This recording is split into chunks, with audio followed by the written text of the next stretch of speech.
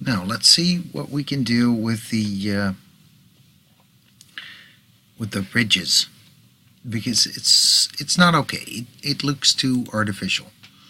If I render it, it looks like this, and I want to do something about the ridges. So let's just stick the texture tag onto the plane, switch off the displacer, and let's do something about this colorizing thing. Now obviously we need to layer this texture. Now there's several ways to do it. I'm just preferring using diffusion. Diffusion makes it all black, and that's because the blend channel is not filled in. Let's put in a noise, and with this noise I'm gonna set it to world, obviously, and the type of noise is nuttuous. Now it's a little bit fine. Let's see how it does. And I need a mask because I only want to have it on the white ridges of this texture. So let's switch on the mask. And the mask is nothing right now, so basically it's just the base channel. And let's copy the base channel because I actually want to isolate the ridges. So let's put this ridges here, and here you see what it's looking right now, and that's no good because I get these black lines around the craters. So that's no good. I want to isolate them.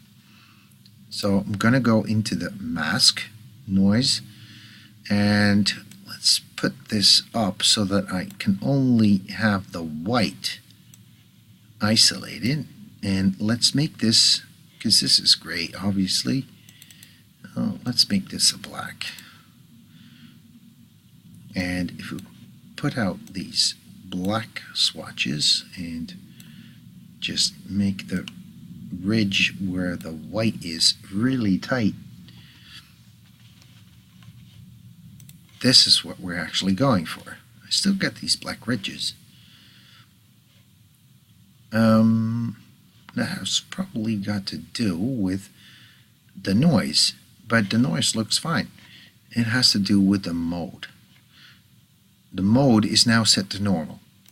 If we do it subtract, you actually subtract this bit from that, and that looks actually pretty good because you see these splotches of gray coming into the ridges of the craters. Now let's see what it does on the, whoops, I shouldn't do this. Let's just copy the whole thing. So the whole fusion thing, let's copy it, switch on the displacer, and just dump it into the shading thing. Let's see how this does. I can already see that it does quite a bit. I'm just going to get rid of the texturing. And I'm getting these really rough edges around the edges of the craters. Now that's good, but it's not great. Let's see if we can tweak it a little bit. So I have to go into the luminance, go to the fusion, and go to the mask because I want to actually edit the mask. Let's put this a little bit like this, so that the whole thing bleeds out. Hang on, that's towards the lunar surface, so let's make this edge shorter and that one longer.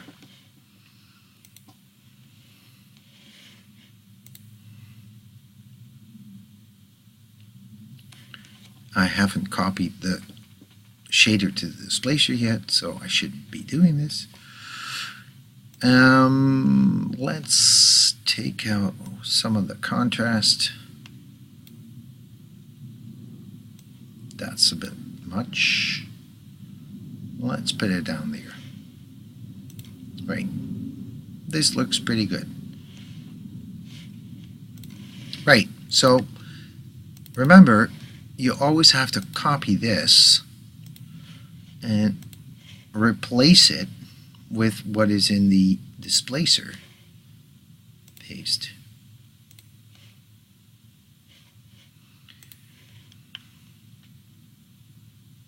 Now, you get this edge around it.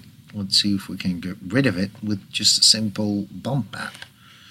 So we're going to actually discard the luminance, but put in a bump map. And bump map. Let's put in noise again, procedural texturing, world, and the noise is gaseous, and it's like 400. This looks actually pretty cool. And I'm just going to add this to the plane. And then I'm going to copy this just to be sure and switch it off. Let's make this a gray surface. And then paste the rest of it into the displacer.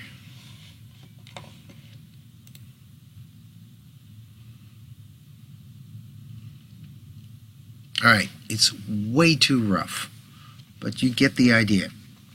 If you make the edge finer, let's do that. Let's switch on the luminance, make the edge finer. You always do that in the mask. So I'm just going to push it all the way up and push this all the way up. Sorry, I should have copied it and just stick it into the displacer. You're going to get kind of the result that you want.